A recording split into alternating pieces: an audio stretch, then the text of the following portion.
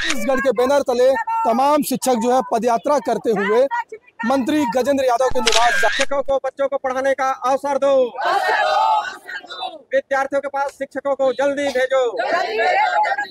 गैर शैक्षणिक कार्य से शिक्षकों को मुक्त करने की मांग को लेकर हम शिक्षा मंत्री के द्वारा ज्ञापन सौंपने जा रहे हैं। हमारी मांगे पूरी करो, पूरी करो, पूरी करो। हम शिक्षकों को कहा जाता है कि बच्चों को में शिक्षा की गुणवत्ता लाई जाए, लेकिन हमें पढ़ाने का अवसर ही नहीं दिया जाता है और गैर शैक्षणिक कार्यों में बहुत ज्यादा लगाया जा रहा है।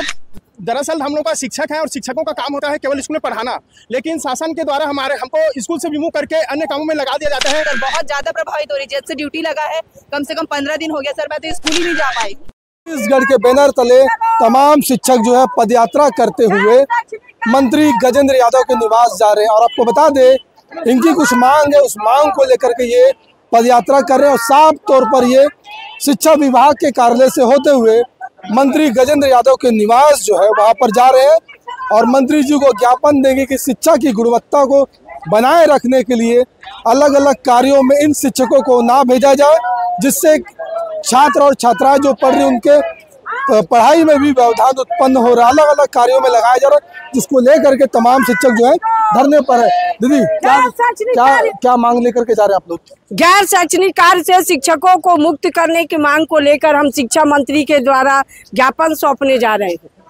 हम चाहते हैं कि हम टीचरों को केवल पढ़ाने का अवसर दिया जाए, विभिन्न प्रकार के गैर शैक्षणिक कार्य न कराया जाए। छत्तीसगढ़ में जो शिक्षा का गुणवत्ता स्तर नीचे गिरते जा रहा है, ये इन्हीं कारणों के कारण गिरते जा रहा है और हमारा जो प्रमुख हमारी नियुक्ति हुई है पढ़ाने की, उसी क्रम में शिक्षकों को लाया जाए और शिक्षकों से गैर शैक्षणिक कार्य ना करवाया जाए। कुछ बड़ी संख्या में है, कुछ और भी लोग उनसे बात करेंगे।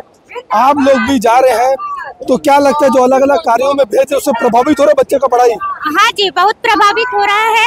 हम शिक्षकों को कहा जाता है कि बच्चों को में शिक्षा की गुणवत्ता लाई जाए, लेकिन हमें पढ़ाने का अवसर ही नहीं दिया जाता है और गैर शैक्षणिक कार्यों में बहुत ज्यादा लगाया जा रहा है। तो क्या लग रहा है मतलब सरकार आखिर ये जो आप लोग को अलग अलग कार्यों में भेज रही है क्यों भेजती है?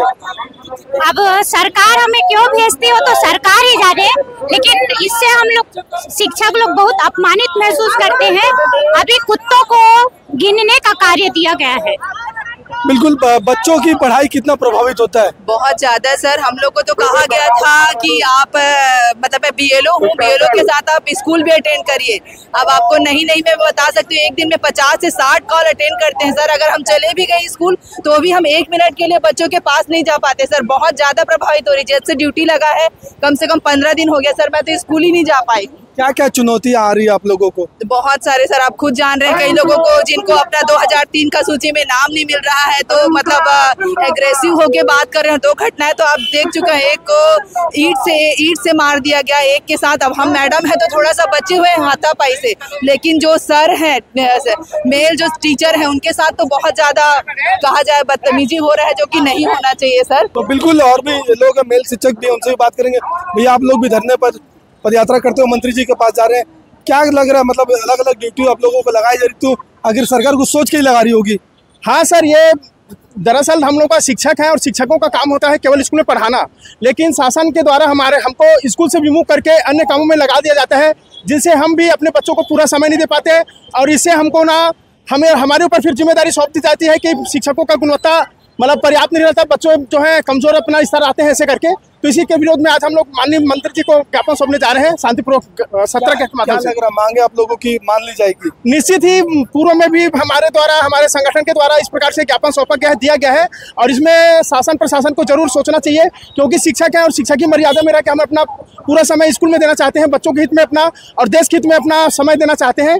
तो हम नहीं चाहते कि हमें स्कूल के अलावा अन्य कामों में सौंपा जाए। मतलब ऐसा लग रहा है कि बच्चों की पढ़ाई अब नहीं हो पा रही है? हाँ सर, कहीं कहीं से अधिकांश अभी SIR चल रहा है सर। अभी वर्तमान में आने वाले समय में फिर जनगणना में झोंका जाएगा, तो हम लोग साल भर कोई ना कोई मतलब गैर शिक्षकी कार्य से बोझित हैं हम लोग। तो मतलब गैर शिक्षकी कार्य आप लोगों को ना दिया जाए? हाँ, ना दिया जाए सर, हमको केवल पढ़ाने का दिया जाए। जैसे अन्य विभाग को कार्य दूसरे विभाग को नहीं दिया जाता, तो हम शिक्षकों को क्यों दूसरे विभाग का काम हमको सौंपा जाता है। जैसे राजस्व विभाग का काम है सर, अभी जैसे पशुपालन विभाग का काम है सर, कुत्तकों को संरक्षण या जो भी करना है उनको करना है सर, लेकिन उसको गणना जो करना है आवारा पशुओं का हमको गणना करने के लिए बोला गया सर अभी स्कूल परिसर में जो भी आते हैं उसको।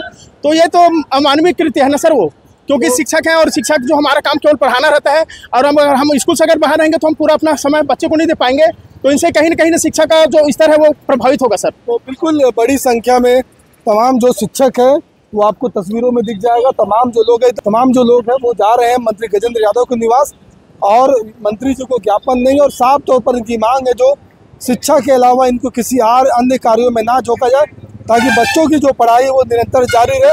बहरहाल देखने वाली बात होगी कि ये मंत्री के निवास जा रहे हैं, इनकी मांगे कब तक जो है पूर्ण होती है। बेहतर खबरों के लिए बने रहें बेहतर संवाद के साथ।